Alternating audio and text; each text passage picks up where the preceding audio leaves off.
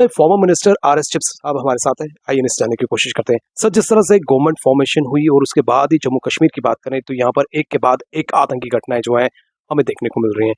किस नजरिए से देखते हैं इन आतंकी घटनाओं को? देखो, मैं दो तीन पॉइंट्स आपके सामने रखूंगा। मैं पहला तो ये है कि पिछले 2-3-4 साल से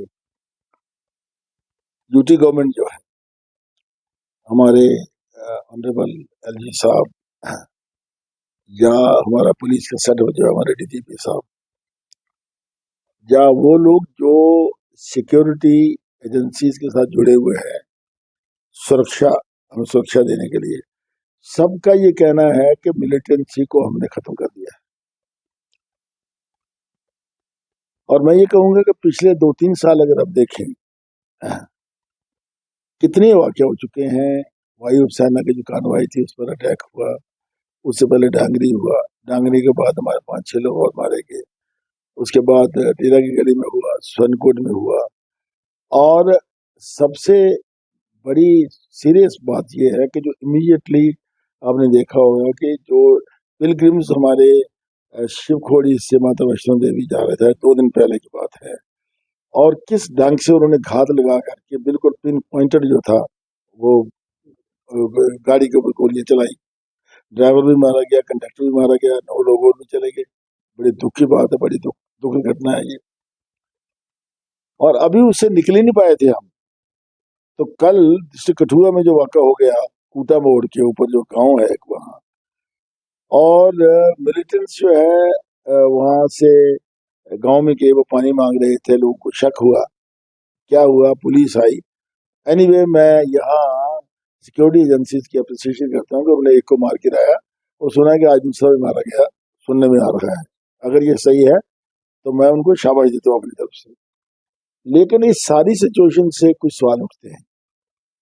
प्रश्न ये उठता है कि एक तरफ हमने अभी पार्लियामेंट की चुनाव हुआ, नई सरकार वहां बनी है, और जो नई सरकार वहां बनी है, इस सरकार को ना बनने के लिए या इस मोदी गवर्नमेंट को हराने के लिए, बल्कि कुछ ऐसे लोग थे पाकिस्तान के जो साबका वजीर थे, उनकी स्टेटमेंट्स भी आई कि राहुल गांधी को जो बनना चाहिए प्रधानमंत्री और मोदी जी को हारना चाहिए।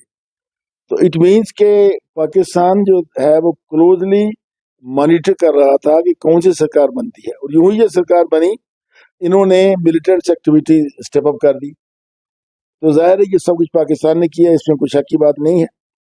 नंबर 2, हमारी जो अमरनाथ जी की यात्रा जो शुरू होने वाली है अभी इस जुलाई के इस महीने 29 जून को जो शुरू होने वाली है और जो अगस्त तक चलेगी, और उसमें भी नॉर्मली पाकिस्तान हमेशा कोशिश करता है कि उसको सबोटाज किया जाए और कोई ना कोई गड़बड़ी की जाए। तो ये दूसरी बात है। तीसरी जो बात है, जो भारत सरकार के जो स्टेटमेंट्स आई हैं या जो हमारी यूटी सरकार की स्टेटमेंट्स आई हैं कि हम जल्दी ही सितंबर से पहले यहाँ विधानसभा के चुनाव करवाएंगे।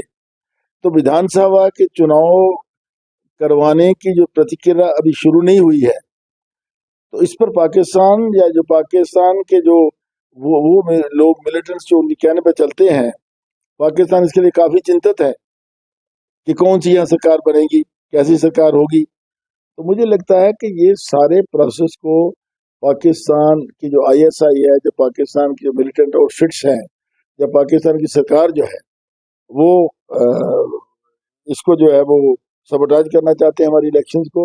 और पाकिस्तान को शायद इस बात का भी बड़ा दुख होगा कि जब हमारी ओथ सेरेमनी जो 9 तारीख को हुई है, जिसमें मोदी जी ने प्रधानमंत्री की शपथ ली और बाकी मिनिस्टरों ने, तो उसमें हमारी इतनी नेबर कंट्रीज थी, उन सब के जो हेड ऑफ स्टेट थे, नेपाल था, भूटान था, मालदीव था, बांग्लादेश था, श्रीलंका था, तो वो सब लोगों को इनवाइट किया गया, लेकिन पाकिस्तान को इनवाइट नहीं किया गया। तो पाकिस्तान को तो बड़ा दुख होगा, पाकिस्तान वैसे ही बड़ा दुखी है। तो मेरा कहने का मतलब है कि ये सब चीजों को देखते हुए मैं समझता हूँ कि ये जो मिलिटेंट्स एक्टिविटी या आतंकवाद की घटनाओं में जो स्टेप अप हुई है, ये बड़े दुख की बात है। लेकिन एक चीज मैं कहना चाहता हूँ, यहाँ सबसे जरूरी बात यह है इसका मतलब ये है कि हम कहते जरूर हैं, देखिए हमें अपनी सरकार के साथ पूरा तावन है, हम पूरे हमारी साथ है उनके साथ में, उनकी सोच के साथ में, वो सख्ती से मिलिटेंट को डील करें। लेकिन मैं समझता हूं कि जो उनके बयानात हैं, जो उनकी स्टेटमेंट्स हैं, so all is not well with that, ये सब कुछ ठीक नहीं है। सरकार को ये सोचना चाहिए कि ये सब कुछ ठीक नहीं है, तो इस बैकग्राउंड में प्लानिंग करनी चाहिए कि मिलिटेंट्स को कैसे रोकना है, या मिलिटेंट्स को कैसे रोकना है, या इन वाकयात को कैसे रोकना है। देखो हम लोग बॉर्डर में बैठे हुए हैं, जैसे हम लोग, मैं छत्तीसगढ़ बॉर्डर से आता हूँ, आगे बिश्नाह का बॉर्डर है, आगे रामगढ़ का बॉर्डर है, आगे हीरानगर का बॉर्डर है, सामा का बॉर्डर, पुंछ तक हम चले जाते हैं। बॉर्डर के लोग इस बात के लिए बड़े चिंतित है, ऑलरेडी बारिश भी नहीं हुई है, हमारी फसल भी नहीं लग सकी है, तो काफी परेशानी है। इसलिए सरकार को एक प्रोएक्टिव कदम उठाने चाहिए कि इस आतंकवाद को कैसे रोका जाए और सिचुएशन को कैसे ठीक किया जाए।